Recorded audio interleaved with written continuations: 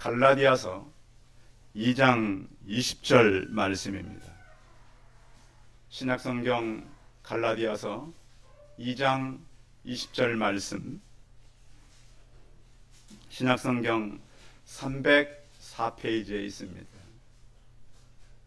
신약성경 304페이지 갈라디아서 2장 20절 말씀, 한 목소리로 같이 읽겠습니다. 한 절밖에 아니어서요, 주일날 웬만하면 제가 다 봉독해 드리는데 한 절이니까 같이 목소리를 합쳐서 같이 읽겠습니다. 시작. 내가 그리스도와 함께 십자가에 못 박혔나니 그런즉 이제는 내가 사는 것이 아니요 오직 내 안에 그리스도께서 사시는 것이라. 이제 내가 육체 가운데 사는 것은 나를 사랑하사 나를 위하여 자기 자신을 버리신 하나님의 아들을 믿는 믿음 안에서 사는 것이라. 아멘. 우리 옆 사람과 서로 인사하겠습니다. 만나서 반갑습니다. 오늘 예배에 참석하신 우리 김병식 집사님 모친께서 예배에 오셨는데요, 우리 박수로 환영하겠습니다. 감사합니다. 네, 감사합니다. 네, 가족이 이렇게 같이 왔는데요, 우리 김병식 집사님이 3년 전에 저희 교회를 오시고 교회를 안 나가신 어머니가 작년부터 교회를 나가셨습니다. 제게 전화 왔는데요, 목사님 가슴이 터질 것 같습니다. 그리고 어제 둘째 로구가 결혼을 했습니다. 다시 한번 박수로 축하하겠습니다. 그래서 하나님의 역사는 점점 좋아집니다. 변하고요. 하나님께서 우리에게 은혜를 주시는데, 어제 제가 결혼식 가서 느낀 몇 가지가 있었는데, 한 가지는 아들을 너무 잘 키웠다는 거예요. 키가 1m 90. 와, 그리고 신기한 거는 양가 부모님들 성이 똑같아요, 두 분이. 저는 몰랐는데 주일학교 아이가 여기는 양쪽 결혼하는 부모님 성이 똑같아요. 쉽지 않잖아요, 맞출래도. 이렇게 하고 식사하러 갔더니, 와, 그렇게 키 큰 젊은이들이 그렇게 많죠? 보셨죠, 어제 가신 분들? 키 큰 이렇게 꼭 쭉 지나가는데, 아마 그 로고가 키가 커서 그런지 그렇게 키 큰 장수들이 많이 왔길래, 야, 참 아들 잘 키웠다. 그래서 더 그 가정이 행복해지고 좋아질 수 있도록 해서 기도해 주시기 바랍니다. 그래서 효도하고 더 좋은 일들이 계속 있을 수 있도록. 요즘에 이제 사람들이 그렇게 살잖아요. 다른 사람을 위해서 살기보다는 누구를 위해서 사람들이 많이 살라 그러죠? 자기를 위해서. 그래서 요즘 이렇게 모임에 가서 보면, 저한테도 그래요. 제 친구들이, 이 목사 너무 일만 열심히 하지 말고 좀 놀아, 응? 쉬기도 하고. 근데 그것을 이제 제 친구들만 하는 것이 아니라 어디 가도 요즘은 교육의 핵심은 뭐냐면, 자기 자신을 위해서 시간을 많이 보내라. 내 자신을 위해서. 그래서 요즘에는 이제 그 사람들이 다 그렇게 많이 살아요. 자기 자신을 위해서 어떻게 하든지 살아보려고 어디 가든지 그렇게 말하니까요. 그렇게 하지 않으면 손해보는 것처럼 느끼실 때가 있잖아요. 그런데 성경의 원리는 이거하고 달라요. 성경은 어떻게 우리 가르치냐면, 하나님의 영광을 위하여 살라고 그래요. 그렇잖아요. 근데 그러니까 현대 가지고 있는 포스트 모더니즘 사고와는 다른 거예요, 이게. 왜냐하면 요즘 교육 보십시오. 다 전부가, 모든 교육도 철학도 인문주의 학문도 다 자기를 위해 살라 그러는데, 성경은 누구를 위해 살라고요? 하나님의 영광을 위해 살라는 거예요.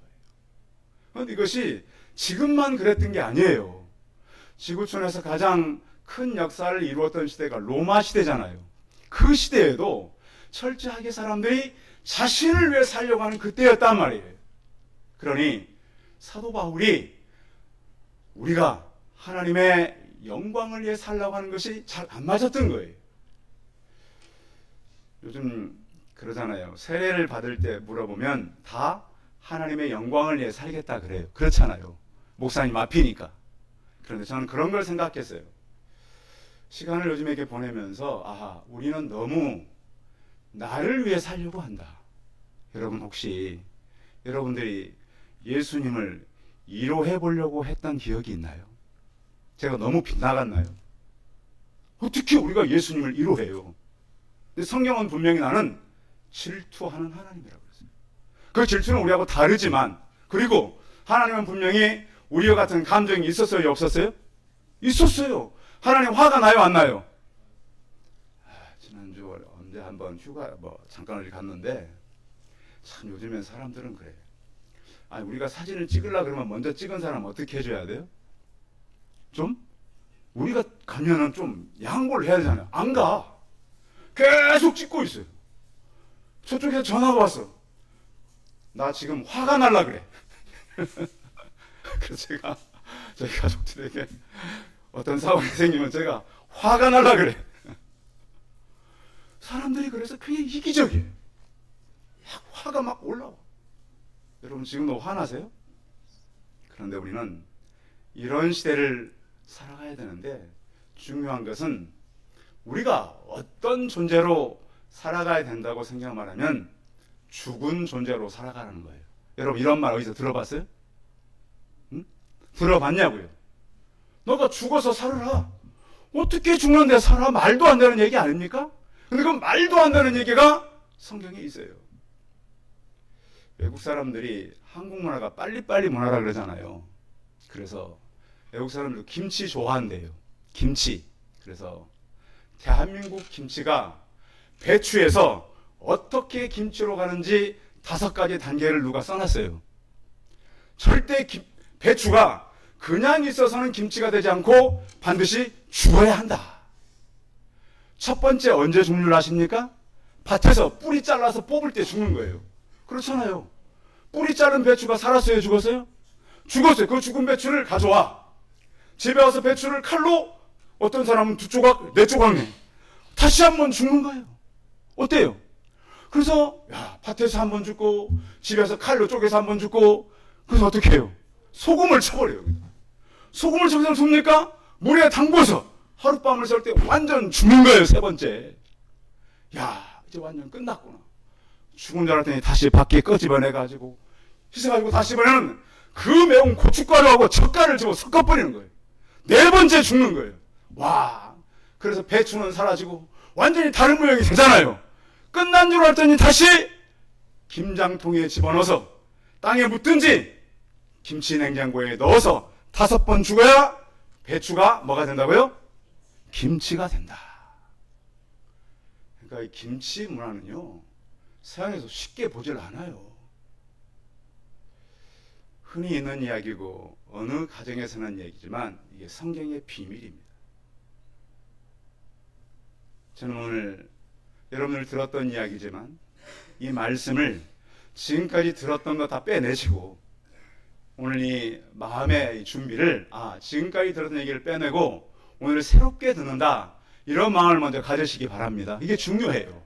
왜냐하면 하나님은 매일매일마다 우리를 새롭게 말씀하시기 때문에 이런 부탁을 드리는 거예요. 기독교인들의 정체성은 한번 따라하겠습니다. 나는 날마다 죽는 것이다.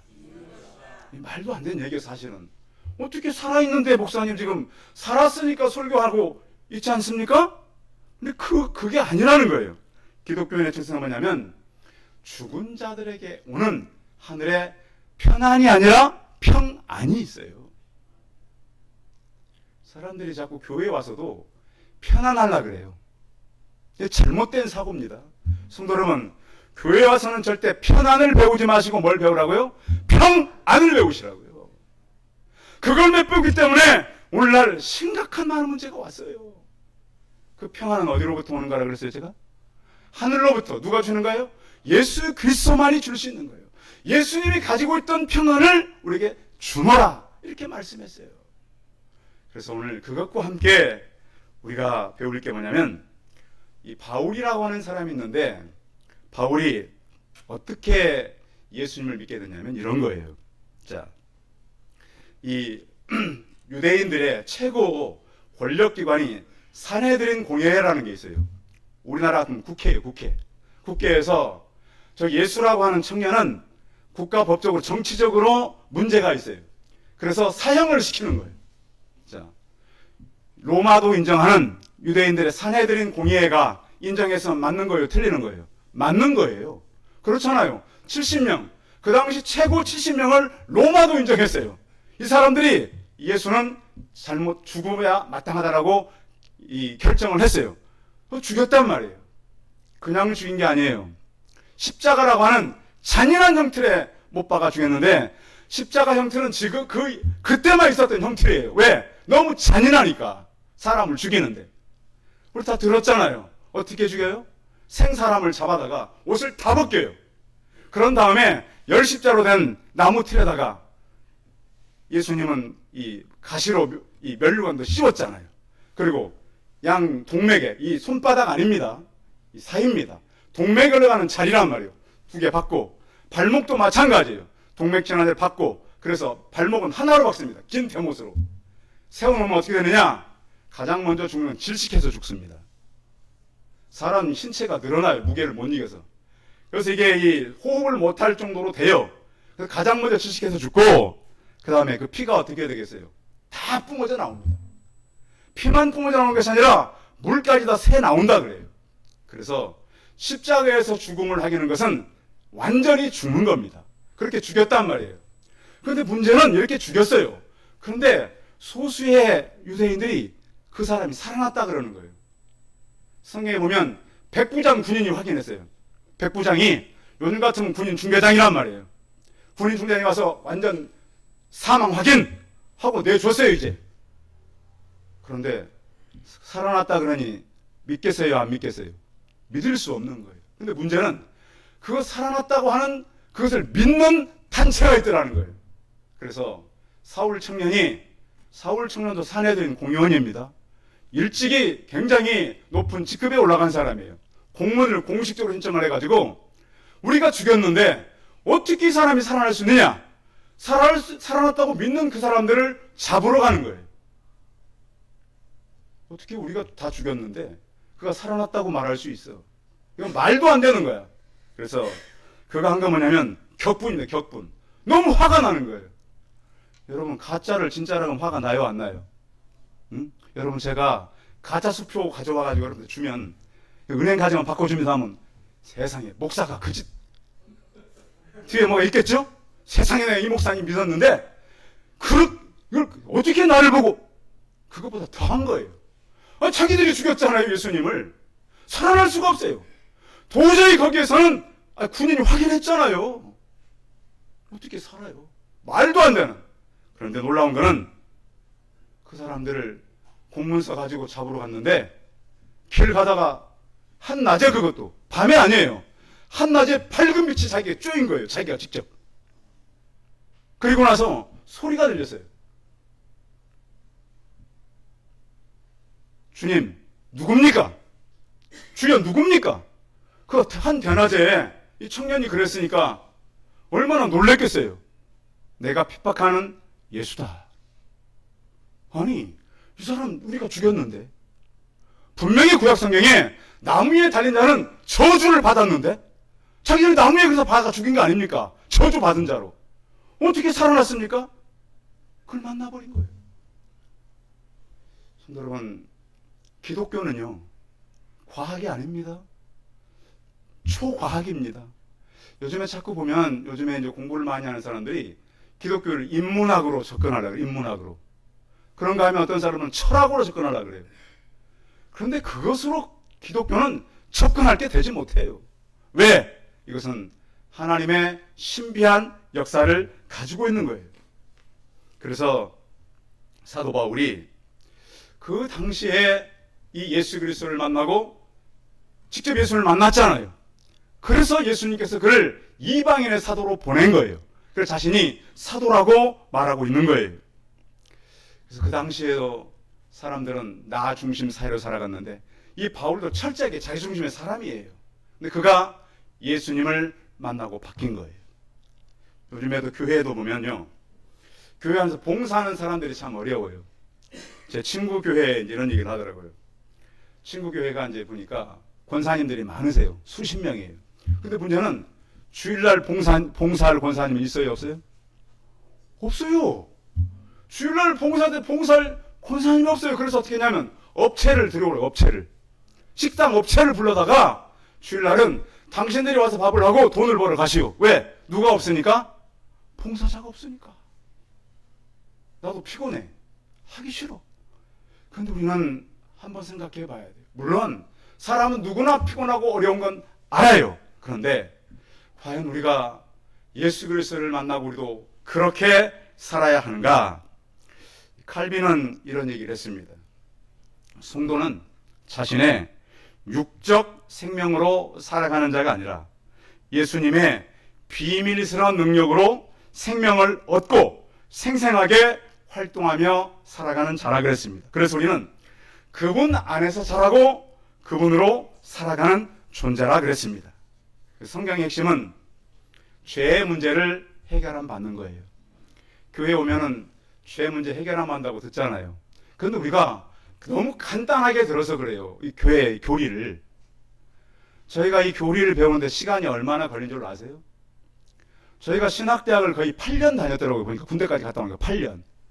그러고 나서 MDV 3년, 대학원 또 3년, 상담학 2년, 총 몇 년입니까? 8년, 3년, 2년, 2년 합쳐 몇 년이에요? 그래 공부를 했는데도 잘 몰라요, 성경을. 왜 어려운 줄 아세요? 이게 여러 언어로 돼 있어요. 그리고 그때 문화와 함께 이해해야 돼. 지난주에 전사님이 몇 가지를 물어봤는데 제가 헬라어 책으로 해석이 안 돼가지고 헬라어를 해석하는 툴이 있어요. 제가 장학금 받을 뻔했는데요. 헬라어 신청해가지고 장학금 못 받은 사람이에요. 저는 원래 교육과예요. 근데 성서과들만 하나를 헬라어를 신청해가지고 점수가 안 나오니까. 점수가 안 나와요. 어려우니까 과목이. 그래서 다행히 그걸 공부한 게 다행이다. 찾아봐도 지금도 어려워요. 근데 왜 어렵냐면 이 성경은요 쉽게 만들어진 것이 아니에요. 우리가 죄에서 우리가 용서함 받았다 그러잖아요. 이 원리는 이렇습니다. 오늘 성경에 보면 내가 그 예수님과 함께 십자가에 못 박혔다는 것은 현재 완료형이에요. 영어 우리 어법 배우잖아요. 문법. 현재 완료형이에요. 그러니까 무슨 얘기냐면 나는 지금도 못이 그때 박혔는데 예수님이 죽은 지 지금 얼마나 됐어요? 2000년 지났잖아요. 지금도 박혀있는 상태라는 거예요. 우리가. 자, 십자가에 못 박히면 어떻게 돼요? 사람이. 죽은 상태다 우리가. 그거 아시겠어요? 다시 한번 나중에 영어 공부하시는 분들 찾아봐요. 영어를. 현재 완료예요. 그럼 지금도 죽어있다. 그런데 이제는 그리스도 안에서 내가 죽었는데 살았다. 이건 현재 진행형이에요. 못 박혀있는데 내가 죽은 줄 알았더니 살아있더라는 거예요. 그래서 기독교는 결국 십자가로 돌아가는 종교예요. 왜 돌아가냐? 하나는 법적으로 죽은 게 맞아요. 우리가. 여러분 죽으면 어디 가서 신고해요? 사망신고 안 해보셨어요? 동사무소 가셔서 사망 진단서 병원에 끊어 가지고 와서 이 사람은 죽었습니다. 도장이 있어야 돼. 그렇죠. 의사의 도장이. 그러면 죽은 게 법적으로. 그렇죠? 근데 거기서 끝나는 거 아니고 또 하나는 육체적으로 완전 죽어야 되잖아요. 사람이. 그래서 죽음이라는 걸 이렇게 확인되는 거 또 하나는 성경은 신분적인 변화도 죽음으로 말해요. 신분이 옛날에 우리가 과거에는 마귀의 자녀였잖아요. 예수님의 자녀가 됐기 때문에 신분적으로 살아나는 것도 한뿐만 아니라 우리 안에 내적 변화가 생겼어요. 내적 질서. 그러니까 여러분 교회 와가지고 나 예수님 믿었습니다. 죄 사함 받았습니다. 그거 믿는 거 아니에요. 한번 따라해서 내적 변화. 내적 변화. 이 변화가 있어야 예수님 제대로 믿는 거예요. 여러분 와서 예배 드리고 와서 또 딴짓하고 뭐 회개했다고요? 그거 회개 아니에요. 지난주에 말씀드렸잖아요. 회개는 그 당시 헬라 군사용어라고. 군대 갔다 오신 분들 자 제식 훈련 받는데 뒤로 돌아가면 어떻게 해야 돼요? 그렇죠. 완전 돌아야죠. 이게 회개란 말이에요. 여러분 돌았습니까? 맨날 뉘우치고 하나님 잘못해. 이게 비나의 기독교가 아닙니다. 예수님께서 회개하라! 돌아서라! 완전 돌아서야 되는 거예요. 그런 사람의 고백이라는 거예요. 그래서 오늘은 우리의 어떤 내적 변화, 그리고 오늘 성경은요, 갈라디아서는요, 바울이 편지인데요. 편지를 쓰다가 너무너무 화가 난 때가 있었어요. 진짜 바울이 너무너무 화가 날라 그래. 갈라디아 성도들을 보니까 왜? 바울이 실컷 예수님 설명해 줬더니 이 사람들이 율법 뭘 지키고 뭘 행하고 뭐 할례 받고 뭐 그 제사 드리고 법 지키고 그래야 천국 그것이 아닙니다. 오직 구원은 믿음으로만 받습니다. 근데 이 사고가 흐트러지는 거예요. 무너지는 거예요. 그거에 대해서 바울이 분노해서 쓴 바로 이 글이 바로 갈라디아서다. 자, 첫 번째 얘기는 뭐냐면 예수님은 나를 위해 십자가에 죽었다는 거예요. 누구를 위해 죽었다고요? 그거 맞아요? 우리 아니에요, 우리? 그런데 오늘 성경 갈라디아서 읽어보면 그 이전에는 전부 다 우리를 얘기해요. 그런데 오늘 본문에 와서는 나란 얘기하는 나. 그래서 그 나가 어떤 거냐면 죄값이 지불되었다. 근데 죄값을 어떻게 지불했냐면 하나님의 원리는 이렇습니다. 이 죄를 값을 지불하려면 죄 있는 사람이 죄값을 지불할 수 있겠어요, 없겠어요? 죄 있는 사람이 죄값을 지불할 수 있겠어요, 없겠어요? 우리 생각은 될 것 같은데 하나님은 하나님의 공의가 만족되지 않는 거예요. 죄 있는 사람이 죽어서는. 그래서 누가 죽어야 돼요? 죄 없는 사람이 죽어야 돼요. 그래서 예수님은 누구의 후손? 남자의 씨가 아니라 여인의 후손이란 말이에요. 여러분 자녀가 어떻게 태어나는지 다 아시잖아요, 어르신들은. 근데 예수님은 남자의 씨로 태어난 것이 아니고 여자로 성령으로 잉태하셨어요. 그리고서 태어나셔서 사람의 죄값을 지불할 수 있는 하나님의 공의를 만족할 수 있는 그 원리를 가지고 태어나셨어요. 그래서 하나님은 이 땅에 오셔가지고 뭐라 그랬냐면 자발적인 순종으로 내가 모든 죄값을 다 갚았다. 이것은 시장 용어예요. 갚았다는 얘기. 시장에 일하시는 분은 금방 알잖아요. 갚는다는 의미가 뭔 줄 아시잖아요. 로마 시대 당시에는 그 빚을 다 갚으면 어떻게 했다고요? 못을 박아놓고 이렇게 끼웠다고요. 내가 저기 이양규 100만 원 빚졌음. 그런데 내가 갚았다 그러면 끼워놔요. 끝났어. 이게 다 갚았다는 의미예요. 테타리스 타이란 말이에요. 내가 너희들의 죄값을 다 갚았다. 누가 갚았다고요? 예수님이 갚았다. 과거의 죄, 현재의 죄, 미래의 죄까지 다 갚았다. 이게 성경의 원리란 말이에요. 혹시 여러분 가운데 죄 때문에 고민하십니까? 그 문제를 예수님께 옮겨드리시기 바랍니다. 이게 성경입니다. 이게 진리입니다. 여러분 과학을 진리라고 말하지 않습니다. 과학은 진리가 될 수 없어요. 오직 예수 그리스도의 말씀만이 진리가 되는 거예요. 내가 곧 길이요 진리요 생명이라고 그랬어요. 그분께서 자신 있게 너희들의 모든 죄값을 내가 갚았다.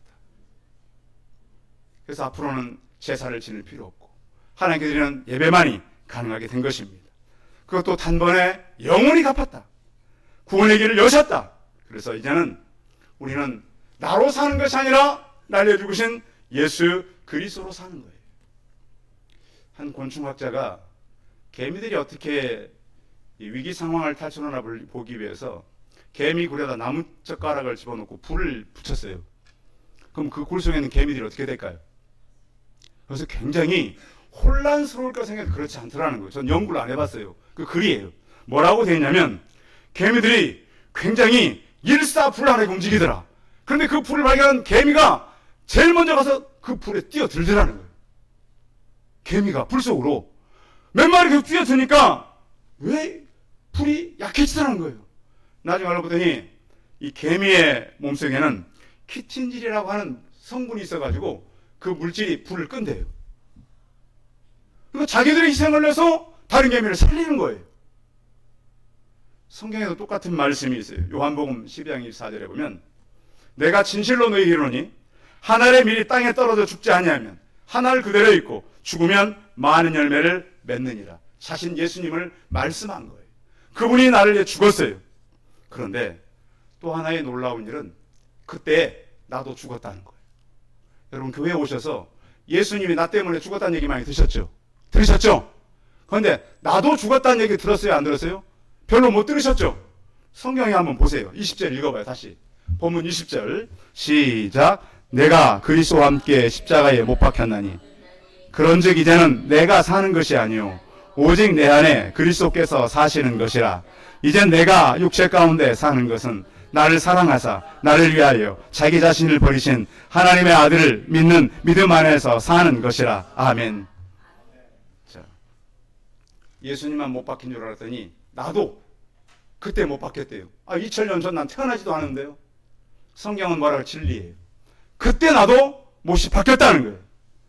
자, 우리가 몸이 병들면 육체가 어때요? 힘이 없어요. 그렇죠? 그런데 영혼이 병들면 어떻게 될까요? 이게 분간을 못해요. 요즘 가끔씩 제가 깜짝 놀라는 게 여러분이 내비게이션이 있죠?